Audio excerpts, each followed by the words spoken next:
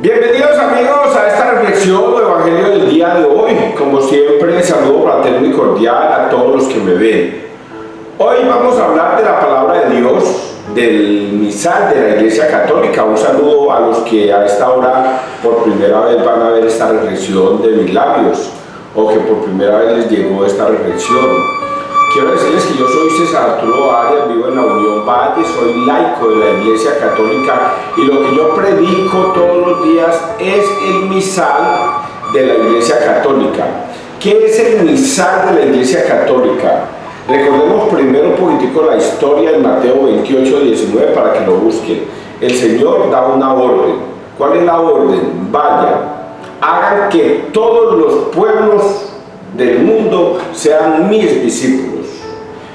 Bautícenlos en el nombre del Padre, del Hijo y del Espíritu Santo.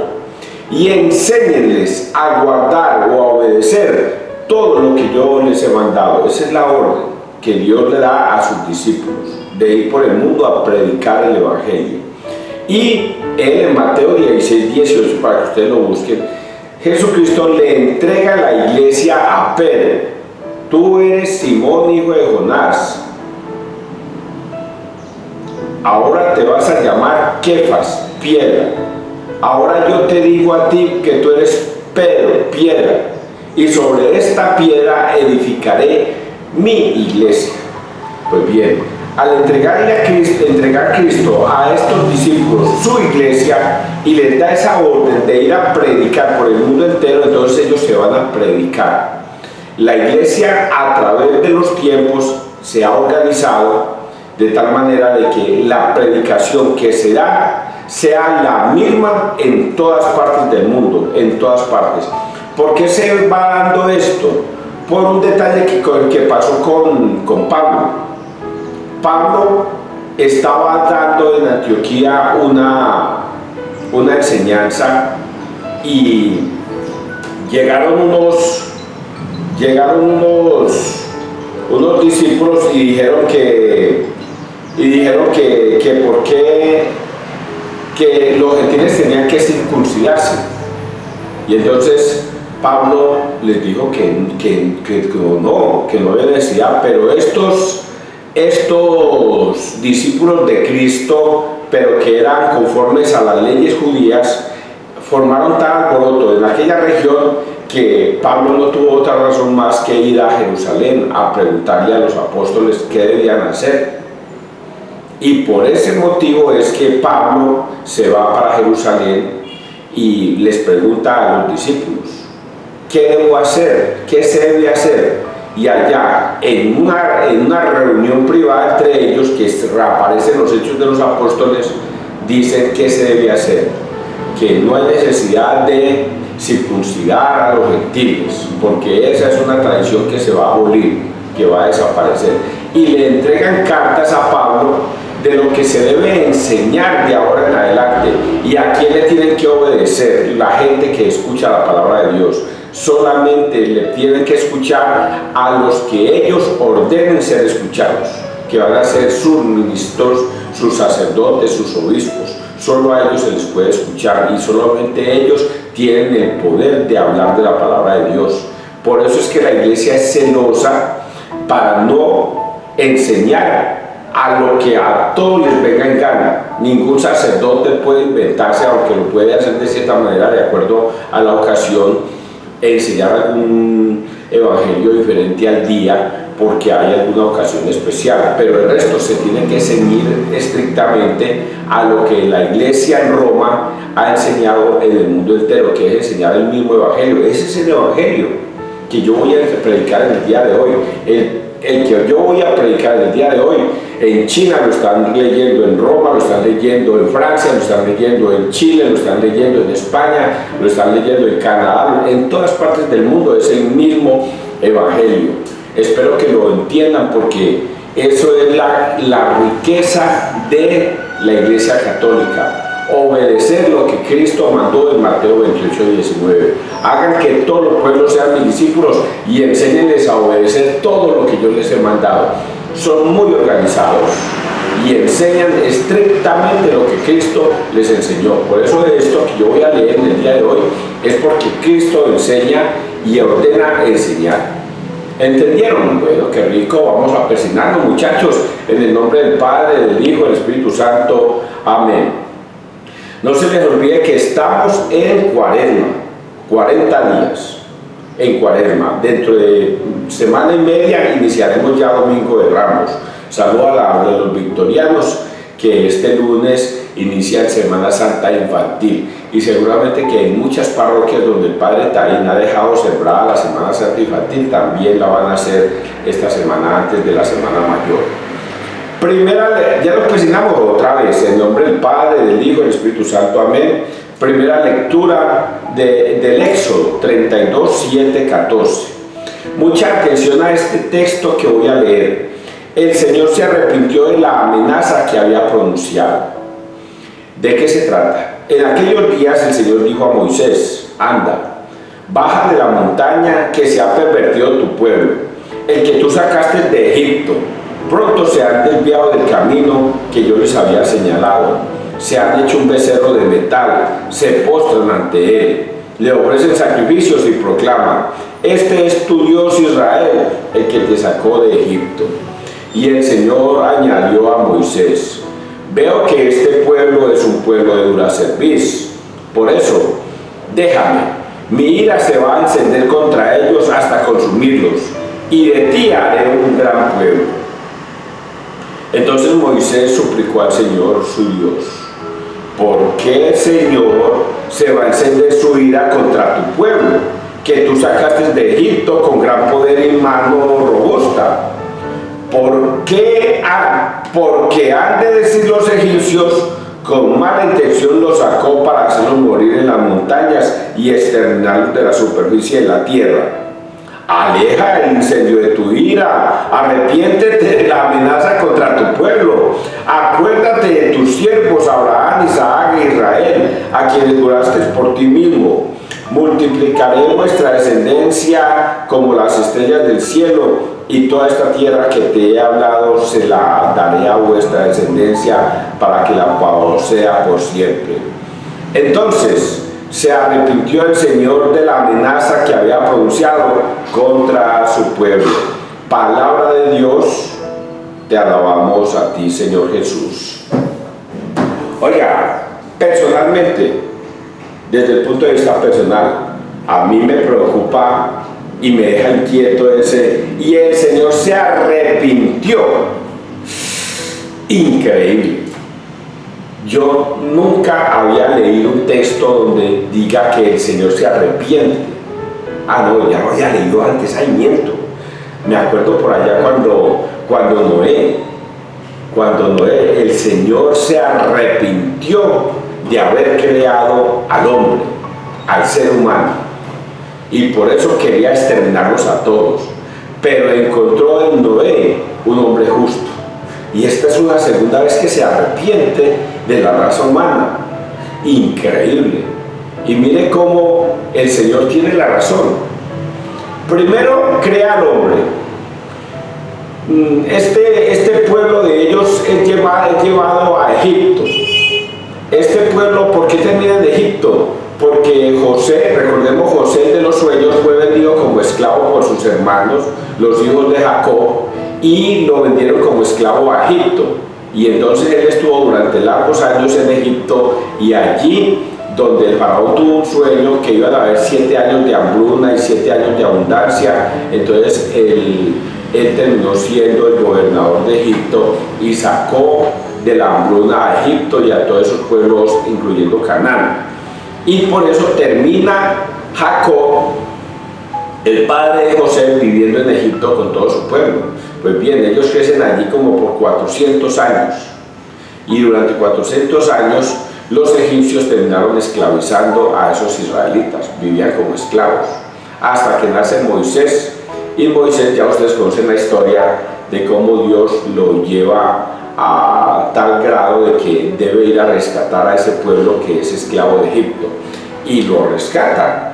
Durante 40 años los lleva por el desierto, les hace milagros, les da agua, la saca de la roca, les da de comer maná, les da de comer tórtolas, y durante esos 40 años ellos estuvieron en el desierto y Dios los protegió a todos. Pero dice la escritura que en una de esas llamó Dios a Moisés a que subiera a la montaña porque le iba a dar sus leyes. Ya ustedes conocen cuáles son las leyes, los 10 mandamientos en 2 tablas de piedra. Eso se demoraron como 40 días Moisés allá arriba, como 40 días. Como él estuvo tanto tiempo allá arriba, ese pueblo se angustió. No tenían un líder que los siguiera, aunque él había dejado a Aarón, pero no querían al líder y no descubrían a Dios, porque fueron 40 días de desespero. Y por ello ellos le dicen a Aarón, queremos tener un Dios para nosotros orarle y pedirle. Haznos un ídolo, un Dios de oro, y nosotros te damos todas las joyas que tenemos.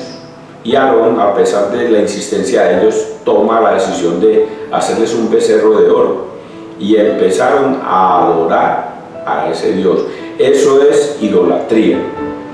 Muy diferente a lo que dicen los protestantes, que idolatría es la Virgen María, que idolatría es los santos. Eso no es idolatría. Idolatría es adorar una imagen hecha por manos humanas, de oro o de yeso o lo que ustedes quieran, y adorar. Eso es idolatría. Pues bien, estos hombres cometen idolatría. Les hacen un becerro de oro y se arrodillan y se posan entre ese becerro y dicen: he aquí a su Dios, y comienzan a adorarlo. Dios, que lo ve todo, ve eso y le dice a Moisés: mira, allá está ese pueblo tuyo, pagano, sinvergüenza. Ya se permitieron, mira, 40 años los tuve en el desierto, 40 años les di de comer y los tuve bien, y ahorita se vinieron en contra mía. Ya veo que ese pueblo es duro de servir, lo voy a destruir más bien. Y ahí es cuando Moisés interviene y le dice: ¿Cómo que lo va a destruir, Señor? Si usted es mi Dios, usted fue el que los sacó, usted fue el que los trajo por el desierto, usted fue el que los tuvo. ¿Qué van a pensar los egipcios? Que vean, los sacaron de acá y los fue a matar por allá en el desierto. No se le quítesele esa cólera y esa ira que tienes. Y en base a esas palabras de Moisés, el Señor no destruyó a ese pueblo. Mensaje para nosotros hoy día: somos como ese pueblo duro de servicio. No vamos a misa, no nos gusta que nos hablen y nos prediquen de la palabra de Dios, y cada uno de ustedes se inventa un Dios a su tamaño. Así hacen los protestantes. Cada iglesia protestante de las miles de hay tiene su propio Dios, y lo dibujan y lo actúan de acuerdo a su racionamiento humano, no al racionamiento de Dios. Es una cosa que sucede hoy día. ¿Entendieron esta primera parte? Vamos a la segunda, el Salmo. Salmo 105. Acuérdate de mí, Señor, por amor a tu pueblo. En Horeb se hicieron un becerro, adoraron un ídolo de fundición, cambiaron su gloria por la imagen de un toro que come hierba. Se olvidaron de Dios su Salvador, que había hecho prodigios en Egipto, maravillas en la tierra de Canaán, portentos junto al Mar Rojo. Dios hablaba ya de aniquilarlos, pero Moisés, su elegido, se puso en la brecha frente a él para apartar su cólera del exterminio. Acuérdate de mí, Señor, por amor a tu pueblo. ¿Entendieron hasta ahí tan lindo? Cómo el Salmo se complementa con la primera lectura. Es una cosa hermosa que hace la Iglesia Católica. Y vamos a leer la lectura del Evangelio, que es el culmen de las 3 lecturas. Es el que nos da por qué se ha hecho todo esto, por qué la Iglesia es así de perfecta. Juan 5, 31, 47. Hay uno que os acusa, Moisés, en quien tenéis vuestra esperanza. En aquel tiempo Jesús dijo a los judíos: pónganle mucha atención a este relato de Jesús. ¿Qué fue lo que Jesús le va a decir a esos judíos? Si yo doy testimonio de mí mismo, mi testimonio no es verdadero. Hay otro que da testimonio de mí, y sé que es verdadero el testimonio que da de mí. Vosotros enviasteis mensajeros a Juan, y él ha dado testimonio a favor de la verdad. No es que yo dependa del testimonio de un hombre. Si digo esto es para que vosotros os salvéis. Juan era la lámpara que ardía y brillaba, y vosotros quisisteis gozar un instante de su luz. Pero el testimonio que yo tengo es mayor que el de Juan. Las obras que el Padre me ha concedido llevar a cabo, esas obras que hago dan testimonio de mí, que el Padre me ha enviado. Y el Padre que me envió, él mismo ha dado testimonio de mí. Nunca habéis escuchado su voz, ni visto su rostro, y su palabra no habita en vosotros, porque al que él envió no lo creéis. No le creéis. Estudiad las Escrituras pensando encontrar en ellas vida eterna, pues ellas están dando testimonio de mí, y no queréis venir a mí para tener vida. No recibo gloria de los hombres, además os conozco, y sé que el amor de Dios no está en vosotros. Yo he venido en nombre de mi Padre, y no me recibisteis. Si otro viene en nombre propio, a ese sí lo recibiréis. ¿Cómo podréis creer vosotros que aceptáis gloria unos de otros y no buscáis la gloria que viene del único Dios? No penséis que yo os voy a acusar ante el Padre. Hay uno que os acusa, Moisés, en quien tenéis vuestra esperanza. Si creyerais a Moisés, me creeríais a mí, porque de mí escribió él. Pero si no creéis en sus escritos, ¿cómo vais a creer en mis palabras? Palabra del Señor, gloria a ti, Señor Jesús. Oiga, voy a decirles un detalle bonito. Váyanse, este es el Evangelio de Juan. Váyanse a la película en YouTube, al Evangelio de Juan. Váyanse a ese Evangelio, a esa película. Y luego adelanten la película hasta llegar a este pedacito. Es una discusión que tiene Jesús con los discípulos en la calle o en un templo. Es una discusión. Es tan bonito verlo en la película porque así logramos entender más claro el momento, el contexto, la forma como Jesucristo le dice las cosas a los judíos, y la forma como los judíos lo miran hasta con rabia, pero el Señor firme en su palabra, y dice este diálogo, este texto lo dice de una manera tan franca y tan diáfana que uno dice, ¿cómo es que estos hombres no eran capaces de creerlo? ¿Y sabe por qué no le creían a él? Por celos, porque le tenían rabia, porque no querían escucharlo a él, porque ellos seguían afianzados a Moisés, y él vino a traerles una doctrina diferente a la que ellos estaban acostumbrados. Ellos estaban acostumbrados a obedecerle a Dios en el sábado, y todo se basaba en el sábado, que tenían que trabajar, que no se podía trabajar, que se tenían que lavar las manos, que no se podía caminar más de 1000 pasos, y un montón de tontadas, todo por agradar a Dios, pero bajo las leyes de Moisés. Y esperaban a un Mesías, y el Mesías llegó a ellos, pero no le creyeron. ¿Por qué no le creyeron? Porque venía de Judea, de un pueblo humilde, y porque nació de un carpintero y de una mujer humilde llamada María.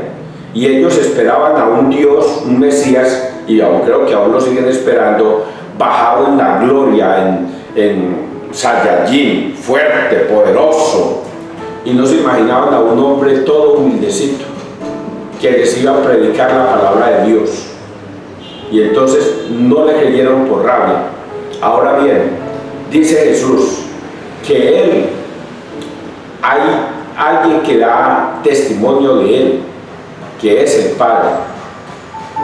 Y él dice, venga, Juan, ustedes mandaron a Juan a preguntarle que si él era el Mesías, y él les contestó muy bien. Él les dijo: no, yo no soy el Mesías viene detrás de mí. Yo los bautizo con agua, pero el que viene detrás de mí los va a bautizar con fuego, con Espíritu Santo. El que viene detrás de mí. Yo no soy el Mesías, dice Juan. Y ustedes sentían el Mesías como si fuera el Juan, sentían un poquitico de eso que estaban esperando.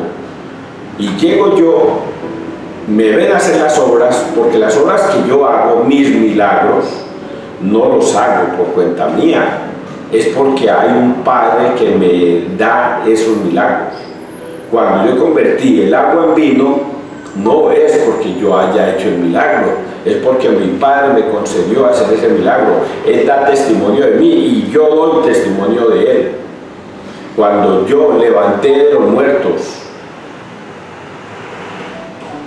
a varios, no es porque yo lo haya hecho, es porque mi Padre me ayudó a hacerlo, para dar testimonio de mí. Cuando yo curé a la niña que estaba ya tirada en la cama, cuando yo le curé de flujo de sangre a esa señora, cuando hice tantos milagros, curé ciegos, levanté, le quité la sordera a muchos, a los paralíticos les di la vida, a los que estaban, ¿por qué se me escapan esos nombres de las personas que se les cae la piel? Los leprosos, yo los curé. Ustedes vieron esos milagros, ustedes los vieron. Y tantos milagros que yo hice, no los hice por mi propia cuenta, es porque mi Padre da testimonio de mí. Pero ustedes, con sus celos, con su rabia y con su envidia, no son capaces de ver esto, porque Dios no es de ustedes. Dios les ha secado el entendimiento, les ha dado un poder engañoso para que no vean la verdad. Y el mismo demonio los tiene atados para que no vean el resplandor del Evangelio. Por eso no me creen a mí. Por eso es que ustedes están embotados su corazón. Hoy sucede exactamente lo mismo de ese tiempo. Ahora los protestantes son los judíos de aquella época. Los judíos de esa época no querían creer en Jesús. Los protestantes de esta época se aferran a un Jesús que no es Jesús, se inventan a un Jesús al estilo, como se los expliqué al principio, al estilo de cómo ese pueblo se creó un ídolo, y comienzan a adorar a un Jesús que no es Jesús y no quieren creer en Él. Por eso les cuesta trabajo ir a confesarse con un sacerdote, porque dicen que no, que ahí no está Jesús, que ahí no está el Espíritu Santo, y prefieren no creer. Por eso no van a la Eucaristía, porque ellos inventaron su propia Eucaristía, la Santa Cena, y Jesucristo instituye la Eucaristía en Lucas 22, 19. Lucas 19, 22. Y ellos prefieren no creer. No, ellos quieren un Dios al tamaño de ellos. Y entonces dicen que eso es, la Eucaristía es un simbolismo, porque no quieren creer en Jesús, no quieren obedecer a Jesús. Es lo que hoy el Señor nos está dando a entender a todos ustedes. Estudiar las Escrituras pensando encontrar en ellas vida eterna, pues ellas están dando testimonio de mí, y no queréis venir a mí para tener vida eterna. Ayer me encontraba, y termino con esto. Ayer en la noche pasé en la moto por el parque, cuando vi a unos protestantes de una iglesia en pleno parque con su perifoneo, hablando entre ellos. Iba yo con una amiga y entonces le dije: mira, esos protestantes son protestantes. Y ellos: no, César, ellos también tienen derecho a hablar de la palabra de Dios. Entonces yo le dije esta frase. La semana pasada leí una frase que está escrita en la Biblia: el que no está conmigo está contra mí, el que no cosecha recoge conmigo, desparrama. ¿Y usted entiende esta frase? No, no la entiendo. ¿Qué significa? Esto significa lo que están haciendo ellos allá. Ellos están allá protestando en contra de Cristo. No están con Cristo. Alaban, aleluya, ni glorifican a Cristo, pero no le obedecen. No le obedecen. Les gusta predicar a Cristo, alabarlo y aleluyarlo, pero no le obedecen. Lea Mateo 7, 21, 23. No todo el que me dice Señor, Señor en el parque de la Unión entrará al reino de los cielos. Y ellos me dirán, pero Señor, si nosotros profetizábamos tu nombre con un bafle grandote en el parque principal, profetizamos, nosotros arrojábamos demonios en el parque principal de la Unión Valle, nosotros hacíamos milagros en el parque principal de la Unión Valle. Y el Señor, ¿qué les contesta? No los conozco, alejaos de mí, hacedores de la maldad. Porque ellos no cosechan con Cristo, no traen almas para Cristo, para la iglesia que Él fundó, la iglesia que Él creó, que se las dije al principio, la iglesia católica.